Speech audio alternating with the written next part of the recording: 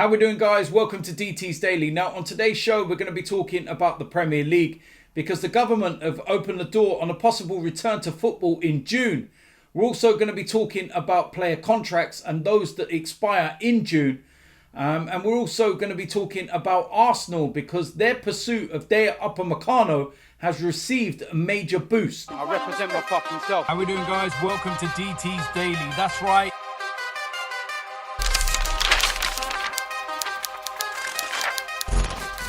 So the first place we're going to start is the Premier League and the news that emerged yesterday about the government opening the door to a possible return to Premier League football in June.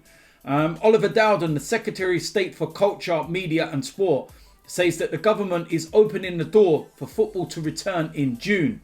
Dowden hosted a meeting with football authorities on Thursday. We all agreed that we will only go ahead if it is safe to do so and the health and welfare of players, coaches and staff come first. The government is opening the door for competitive football to return safely in June. This should include widening access for fans to view live coverage and ensure finances from the game's resumption supports the wider football community. It is now up to the football authorities to agree and finalise the details of their plans, and there is combined goodwill to achieve this for their fans, for the football community and the nation as a whole.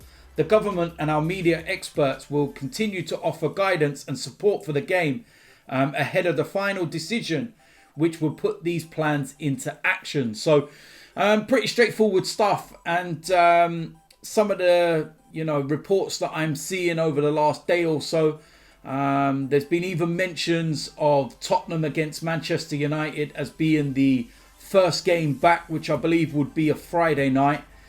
So yeah, they're putting tentative plans in place, and I've got no problem with them putting plans in place, but don't go ahead with football if there's still 500-600 odd people dying. I hope that the figures can come down in the next 2 to 3 weeks and then we can get some football on. I think that the Premier League will be looking at the Bundesliga as some guidance to see how they manage things, because of course the Bundesliga starts up again this weekend. We will finally get to see some football in the next couple of days. I can't wait to see some games and just take my mind away from things. But again, I have to make this point very clear. We should only be, dealing with football if things are safe.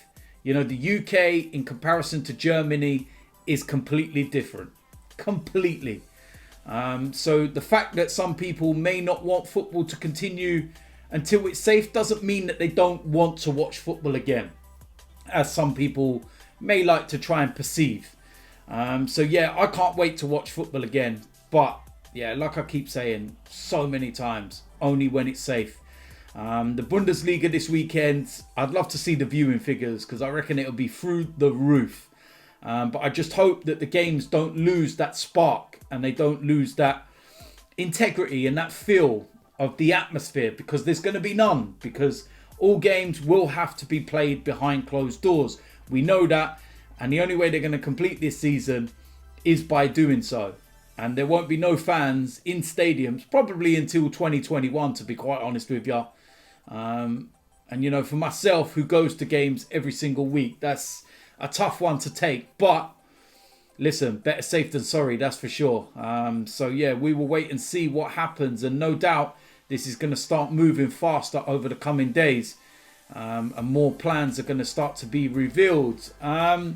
Next piece of news, sticking with the Premier League, and this was one of the subjects that I've been speaking about a lot on my show, and that is that if the Premier League season carries on into July and August, what's going to happen with players whose contracts expire in June?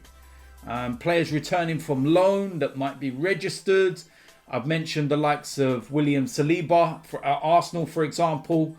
But what's actually going on at the moment, and what I can relay to you, is that with tentative planning having begun for the Premier League to resume behind closed doors next month, there was concern about the state of players whose deals elapsed at the end of June. But a Premier League statement on Thursday read, it was agreed by all shareholders that clubs and players can mutually agree to extend their contracts between June the 30th until the end of the season.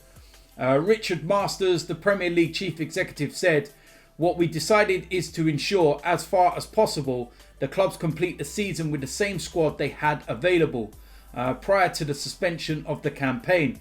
Players can extend their contracts beyond June the 30th until the end of the season, but it must be agreed by both parties. Clubs and players will now have until June the 23rd to agree those extensions." So yeah, that's going to be very, very interesting because, again, it's got to be mutual. And no doubt one of those, agreements for loan players, shall we say. You've seen the stories about Igalo. Is that their parent club will have to agree. Now, the issue with Igalo, for example, is that the Chinese Super League is going to be starting again very soon. They have a completely different schedule to, most European leagues and whatnot. And they want their player back. And the only way Manchester United are going to get him is if they pay for him. So that's a bit of a tricky one. Some of the players that, are out of contract, they can agree to extend those contracts just for the remainder of the current campaign. Willian is one, most notably, at Chelsea, and what will happen to him. And again, it's down to the player. Chelsea could put this on the table to Willian and he could turn around and go, "Nah, you're all right. Sorry, don't want to play after June the 30th. I'm done. I'm out the door. See ya."